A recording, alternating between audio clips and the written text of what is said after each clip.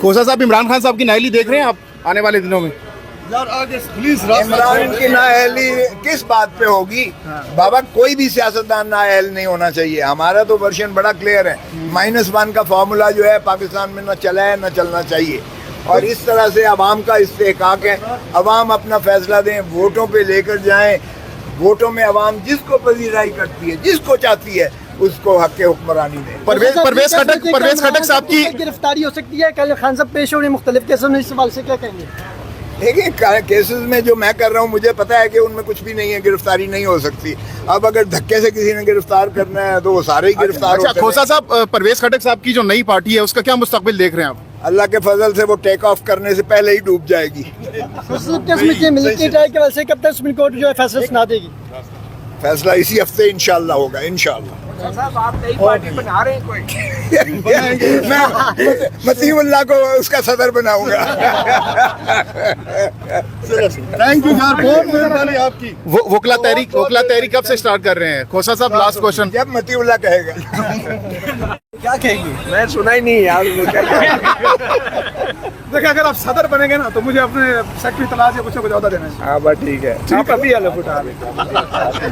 मतीउल्लाह साहब, क्या वजह है, क्यों गुस्सा करते हैं सारे जितने भी सियासतदान या वकला आते हैं आपके सवालात पर? नहीं, कोई गुस्सा तो कोई नहीं करता यार। हम सवाल करते हैं, वो जवाब देते हैं। काफी तुंदो तेज सवालात। अगली हुकूमत में मेरे पास इतलात बड़ी खतरनाक होंगी, बर्दाश्त नहीं होंगी। नहीं, अगर ऑदा ऑफर होता है तो कबूल करेंगे मतीउल्लाह जान साहब? मैं वैसे ही इतलात का बड़ा वजीर हूँ, मुझसे जो मालूमात लेनी है ले लें। इंतशार का शिकार है। आज उन्होंने अपनी शिकस्त मान ली है।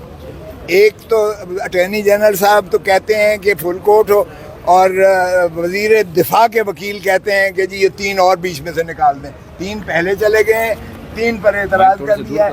दोनों की आपस में हम आहंगी नहीं है। वो ये अपना तवालत चाहते हैं। इनकी अपनी जो कन्फ्यूजन है हुकूमत के अंदर, अपनी जो दरार है या अपने एक फिक्री इंतशार है, वो उनसे पूछिएगा।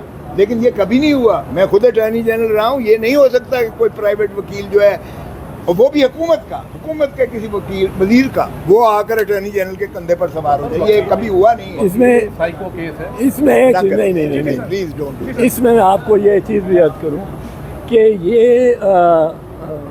Basically attorney general has the first right of audience किसी भी केस में, किसी दुनिया में, पार्टी दुनिया सारी में। अदालत जो पूछती है वो खुद खड़ा हो जाए, जिस तरह leader of the opposition house में होता है खड़ा हो जाए, debate has to go to him.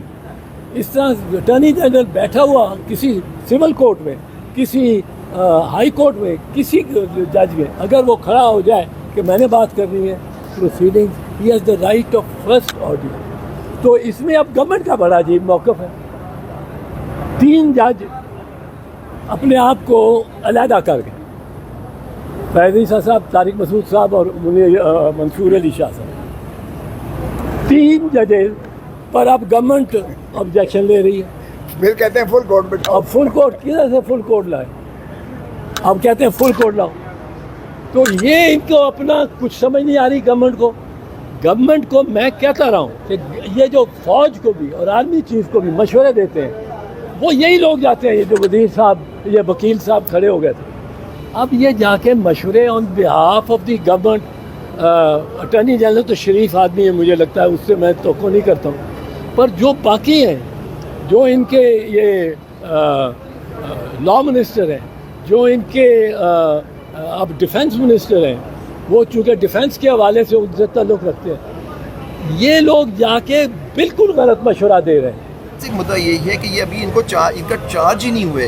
जब चार्ज नहीं हुए तो एक्यूज़ ही नहीं है, एक्यूज़ नहीं है तो इन पे ये लॉ नहीं लगता। क्योंकि इस पे ही हमारा एक मुद्दा था, कोर्ट के ऊपर है कि वो इसे एक्सेप्ट करती है नहीं। हमने इस तरह से आर्ग्यू किया है। बिल्कुल अगर होगा, नेक्सस अगर है, लेकिन नेक्सस भी तो कोर्ट मुख्तलिफ जजमेंट्स के अंदर डिफाइंड है कि नेक्सस किस तरह का होना चाहिए। तो उसके अंदर ये नेक्सस आता है जो आप फरमा रहे हैं कि तनसीबात की, फौजी तनसीबात की, उन पर हमला था या नहीं था, किसने किया, क्या इन्वेस्टिगेशन किसे करनी है, प्रोसिक्यूशन किसे करनी है।